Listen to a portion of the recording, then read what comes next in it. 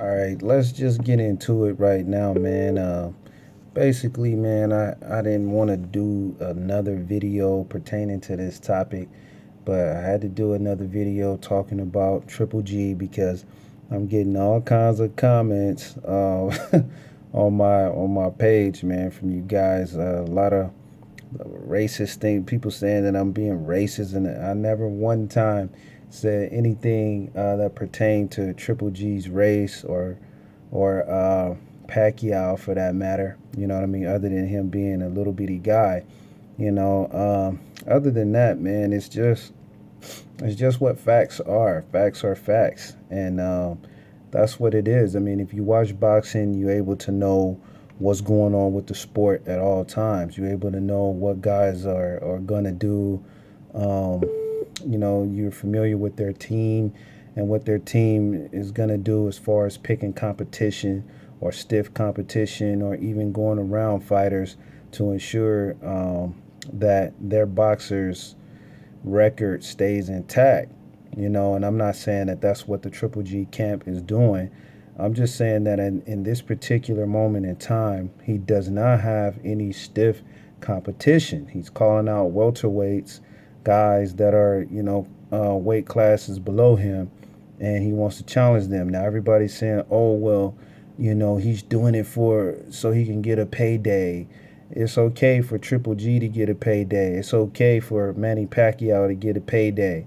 It's okay for Keith Thurman and these guys to get a payday. But, Floyd has stated numerous times, and the reason why I'm bringing up Floyd is because anytime that these types of accusations come up, it always goes back to him because he's the one that initiated the whole talks of the A side, B side conversations. He's the one that's always talking about how what he did at the gate and what he did, as far as pay per view numbers are concerned. So it always goes back to that. And plus, he's the top guy in the sport. He's the biggest money maker. In the sport. He keeps everybody around the globe talking about the sport. So his name is going to consistently come up. On top of it, I am a fan of what he's able to go in there and do as far as boxing. I've said this before in another video and in videos in the past that I am a fan of boxers. I love boxers. I don't have any problems with guys that want to go in there and brawl, with guys that want to, go in there and fight, be fighters, athletic guys that, like a Manny Pacquiao or like a Triple G. These guys are, athletic, punchers and, but they don't really have a real boxer skill set. Being able to stay behind the jab, being able to stick and move, slip punches the way that they're supposed to. The footwork, being able to have good lateral movement, things of that nature. We can go into all of the other details of punching and protecting yourself and things of that nature, but I'm not going to get into all of that. All I want to do is reiterate what I already said in the first video. And Triple G needs to have stiffer competition. Unfortunately, in his weight class, there's not many guys that he has to choose from um, to really give him that push that he needs to be the best.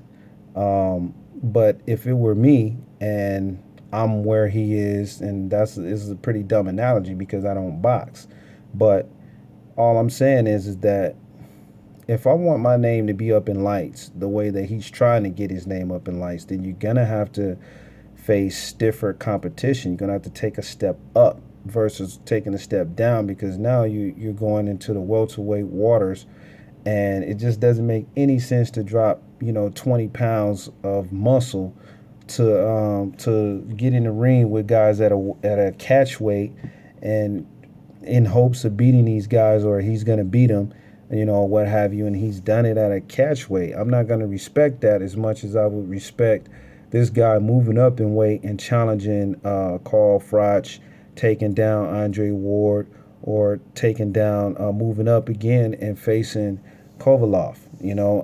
Those are fights that I want to see. Those are fights that I would pay my money to see.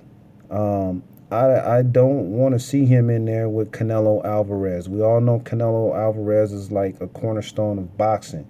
He's the cornerstone, and what I mean by that is he has one of those body types to where he can move up and down in weight, in maybe two weight classes, maybe even three if he pushes himself. But he's not that kind of guy. He's not a workhorse when it comes down to cardio. So and then being able to change up a lot of eating habits. He's not going to do that. But he is a strong guy. He has the body type to where he can move up in weight and chase stiffer competition, challenge these guys, and possibly come out victorious. But that's not a reality. He's not going to move up like that until he starts getting a lot older. Same thing with Miguel Cotto. He's another cornerstone. Where his body, where he can move up and down in weight and challenge guys in a couple of weight classes now. Danny Garcia is quickly becoming that guy.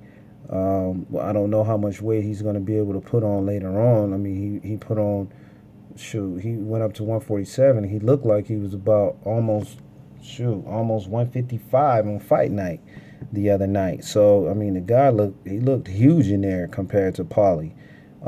So he probably can move up and challenge guys at the middleweight range. Maybe super or something like that, or light. He can probably challenge, in those divisions later on, but not right now.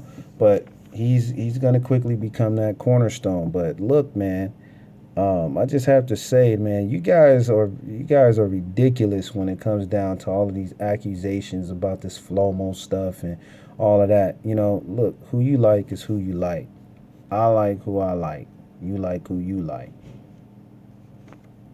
Sorry, guys, had to do some work real quick, but like I said before, you guys have the right to like who you like. There's nothing wrong with that. I see a lot of dislikes on my the last video that I made about this whole Triple G fraud business, and it's okay. I'm not concerned with likes. I do videos because I like to do them, and I could care less about gaining popularity or joining some type of popularity contest. That's not why I do videos.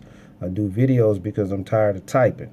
I've typed on numerous sites, Boxing Scene, and all of these other ones, man, and I'm tired of going back and forth with guys. So now I just do videos, so they stay up here forever, and I can always be able to reference them and be able to direct people to what I'm saying without having to type paragraph after paragraph after paragraph over the same topic over and over again. So look, I'm trying to keep these videos around this 8 minute mark, but it's going over. I don't want to do 10 minutes.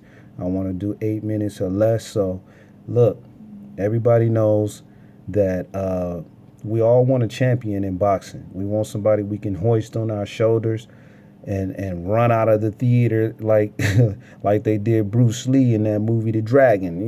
So they want to hoist up their champion and run out of the theater with him and sing, oh, he's a jolly good fellow. We all want that guy. But right now, you guys have to wait until Floyd Money Mayweather is done dominating the sport. And then we'll have the next, like he calls him, the young, hungry, strong lion. When he gets in there, we'll have another champion. You guys are looking at it from a racial standpoint. So I'm gonna give it to you from a racial standpoint. There hasn't been a white champion, and I don't know when. A major champion across the board where everybody in the sport recognizes this guy. We haven't had a Mexican one outside of Oscar and maybe Chavez Sr. We haven't seen anybody that big, in Mexico. It could have been Marquez, but he had troubles with Pacquiao, and then he got in there and got outclassed by Floyd. So I know that the Latin, Mexican culture is upset, about that. But you guys will have your time. It's coming.